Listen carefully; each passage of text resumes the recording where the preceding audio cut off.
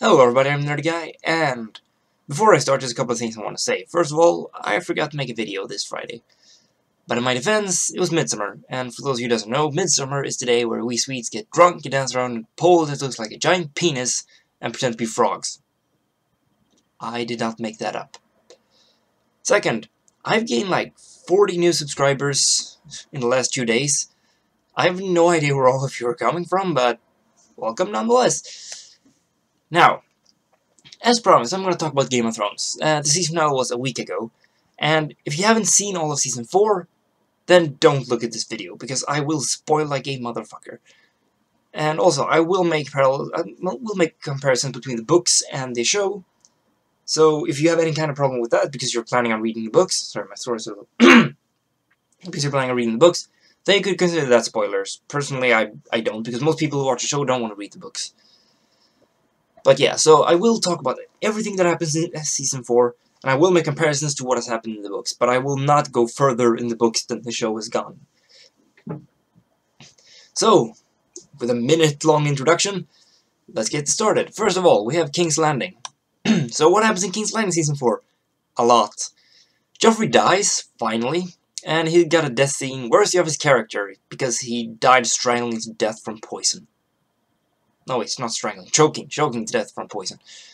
But, that scene was just so great. I had a really hard time looking at it, because I wanted to look at my girlfriend to see her reaction. She was sitting next to me watching the episode, and I'm like, don't look at her, don't look at her, you'll give it away, you'll give it away. And the entire wedding scene where he dies is just so perfectly done. I was certain they would skip the whole, like, dwarves fighting each other scene, but not only did they include it, they made it better. Oh god, they made it so much better. In the books, it's just a dwarf riding a lion versus a dwarf riding a wolf. Well, it's not a real lion or real wolf. I think they're riding, like, pigs or something. But they're dressed up as lions and wolves. So, it's just Lannister versus Stark. However, in the show, as you saw, we have all the 5 kings from the War of the 5 Kings. We have Stannis, Renly, Balon, Robb, and Joffrey. And look at where each of them is riding. I mean, Balon, Robb, and Joffrey, they're all riding the animal of the house, so they're riding a kraken, a wolf, and a lion. However, Stannis is riding Melisandre, and Renly is riding Loras. Loras notices that, and he gets upset and walks away, but the entirety of that scene was just to showcase one last time, Joffrey's an asshole. Just to be clear, Joffrey is an asshole. You're not gonna miss him when he dies, because he is an asshole. But then Tyrion gets blamed for the murder, which feels pretty appropriate. I mean, he's said a lot of things about that guy, even though he didn't do the murder, because that was Littlefinger, because he's a fucking genius, as he says. A man with no motives, a man nobody expects. But Tyrion had motives, so everybody expects him.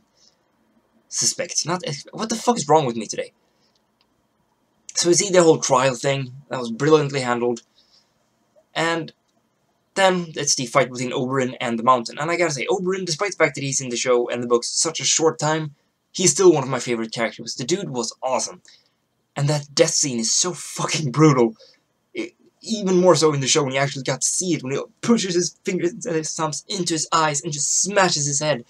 God, that thing is so rough. I don't even know what to say to that. But a lot of people thought it was like, oh, Tyrion's going to die. Here's why I never thought Tyrion was going to die. Even when reading the books, I didn't think he was going to die.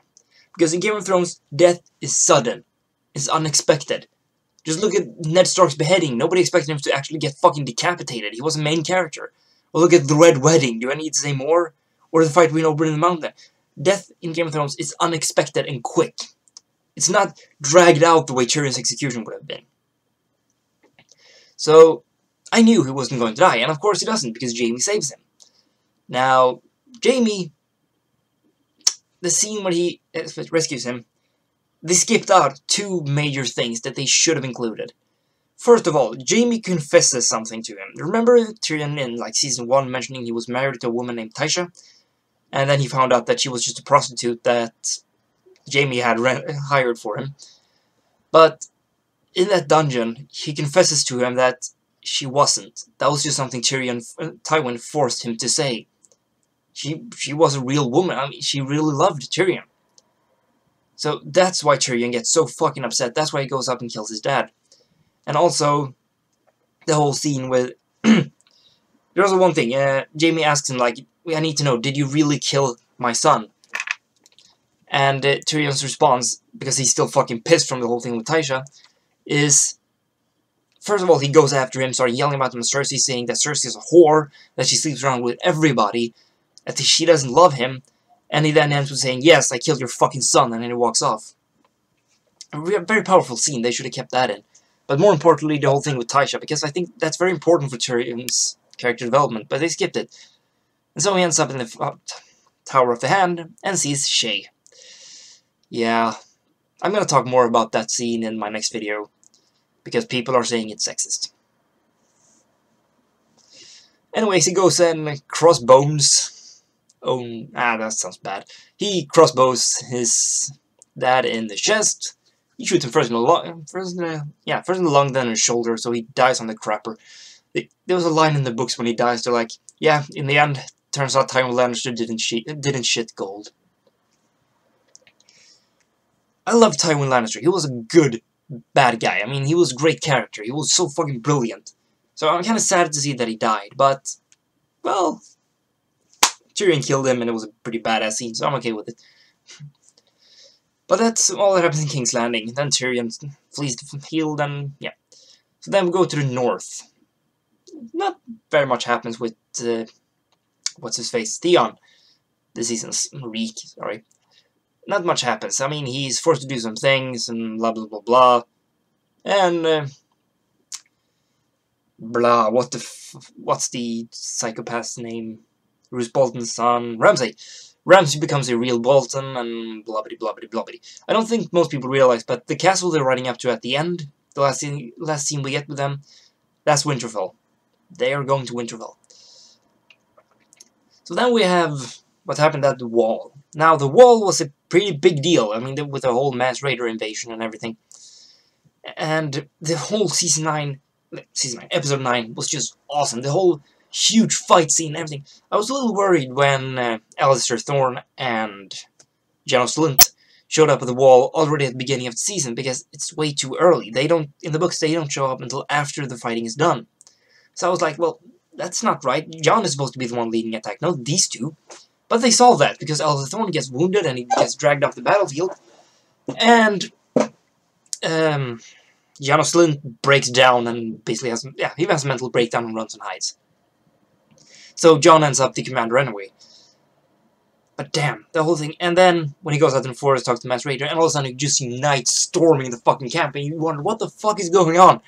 And then, just, fuck yeah, I'm Stannis. Stannis, and Davos Seaworth shows up and saves the day.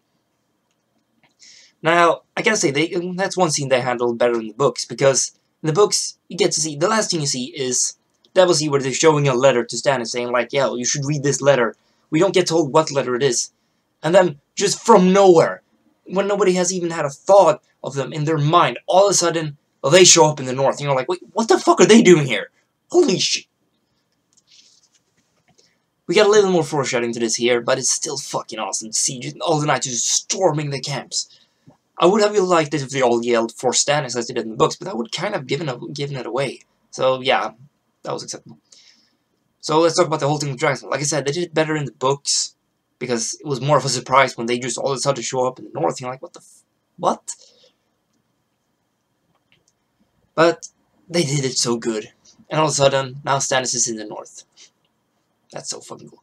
And lastly, another of my favorite characters, Arya. She still travels with the Hound, and yeah, not much happens with her. She hardens a bit. That sounds weird.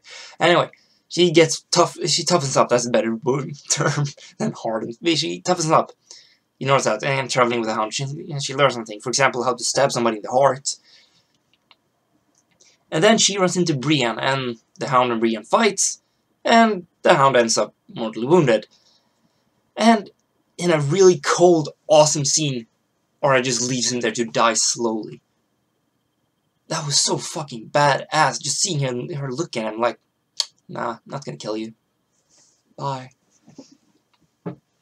Oh, by the way, the Hound lives because, you know, there was a Maester hiding behind that rock after all. No, I can't take credit for that joke. It bums me out. Somebody else made that brilliant fucking joke, and all I can do is steal it, but I can't take credit for it. But Brienne, yeah, not much happens with her either. She travels around looking for Sansa, runs across Arya, gets her ass hands the Hound's ass to him, and then Arya's gone. Then we have Sansa. Sansa is finally starting to be good. I mentioned this in my video I made about Sansa, and I point out why people hate her and how it's not sexism to say that you don't like Sansa. But in the video, I say like, well, Sansa becomes better later. She's finally gotten to that point. She becomes smarter. She takes off Littlefinger. Oh, also, one of my favorite scenes ever is the scene where Littlefinger goes, I only love one woman. One woman my entire life. And then she likes it just like, ah, and he's like, your sister. God, I fucking love it. Littlefinger is also one of my favorite characters, because he's so fucking brilliant. Nobody knows strategy like that guy. But there was one thing that kind of upset me, once again, to make comparisons with the book. And that is, remember in the first season, there was a bard who was named like Marillion or something. He travels with the cat and... what the fuck is wrong with my throat? He travels with Cat and Tyrion up to the Eyrie, and then he stays there. And he becomes like Lysa's little pet. And everything he wants, he gets. And he abuses that power and basically hits on every woman in the entire area, except Lysa, of course. And if they deny him, then he just call them thieves or something, and they get punished. So everybody in the area hates him. In the show, however, he somehow ends up in King's Landing, where Joffrey has his tongue ripped out. But that character was needed, because when Sansa arrives at the Eyrie, he starts hitting on her, which infuriates Littlefinger. But he constantly starts hitting on her, and eventually, when Littlefinger pushes Lysa out the moon door, Marillion, gets blamed for it. I mean, the whole suicide thing was kind of an acceptable solution, but I really preferred the whole, like, yeah, the bard killed him. Because at the trial the bard gets, all the servant folk in the entire area points at him and is like, yep, that was him. Because everybody fucking hates him. He had no friends in the area besides Lysa, and that came back to bite him in the ass. But the interesting thing about the whole Sansa storyline right now is that they have exhausted all their source material. What they're going to do in the next season? Because they don't have any more. The last scene we saw of this is the last scene we get of Sansa in the books. So this is interesting. By the way, the books and the show is not entirely chronologically accurate, because some scenes are pushed back, some scenes pushed forward. But they make it work, so... But I'm curious, like, how will they solve that? So next up we have Bran. Yep, he finally arrives at the weird dude. He's like, yes, you will never walk again, but you will fly. Now, I'm a bit upset because they killed off, I can't even remember his name. The swamp dude. The other green seer. They killed off him. He's not supposed to die. Jojen Reed. There we go. He's not supposed to die. He doesn't die in the books. So I have no idea why the fuck they killed him. Although, it did make a pretty good scene when he even says, like, yeah, he knew that he was going to die from the very moment he set out from Greywater Watch, but he still went. He knew he was going to die. Yeah, that kind of gave these characters some depth, but... Also, they skipped out the entirety of the character of Cold Hands. What was up with that? I want to see Cold Hands. For those of you Cold Hands who doesn't know, I think he's kind of a White Walker. I mean, it's up to speculation. He's dead and cold. He's cold as ice, and he rides around a giant moose. Dude's a badass, but we have no idea who he is. There's tons of speculation. Some people say it's the Night King. Other people say it might be... what's his face? Benjen Stark. That's his little brother. But nobody really knows who he is. He's a real mysterious figure. And then lastly we have Daenerys. So yeah, she did what she was supposed to do. She conquered Meereen, and now she's a queen. And she's trying to rule, but she has a few problems, mainly the people not all that receptive to her. Her dragons are crazy. So she locked them up. Also, a lot of people thought that she locked up her dragons to kill them. No. No, idiots. No. She doesn't want to kill her dragons. She just wants to keep them from killing children. But, yeah, I didn't really have much thoughts about that either. Now, lastly, I want to say a few things. There's a character who should be dead by now. And I'm constantly annoyed that I'm not going to say a name or he or she. God damn it. I'm not going to say a name or anything. But the person should be dead by now. He or she should have died while Rob was still alive. So, why is he or she still alive? The person should be dead. Why aren't... Some people might be clever enough to figure out who I'm talking about, but he should be dead. And also, there was supposed to be a huge reveal at the end of Season 4, and they just skipped it. Now, this pissed off a lot of book fans to the point where a lot of the book readers are just openly spoiling without even realizing how much you're ruining it for everybody. And I can't agree, because this could have been a big reveal. I mean, this is a pretty big reveal. And they just skipped it. It would have been a perfect end-season shot. And they skipped it. Now, a lot of people are yelling sexism. Okay, I kind of gave it away that it involves a woman, but who cares? A lot of people are blaming sexism, saying, oh, it's sexism. No, it's not fucking sexism, you moron. Some people are saying, because they didn't do it this season, they're not going to do it at all. I don't think that. Because I think we still haven't seen much of the effects of this reveal in the books. But I think this reveal will be really important in future books. So, why...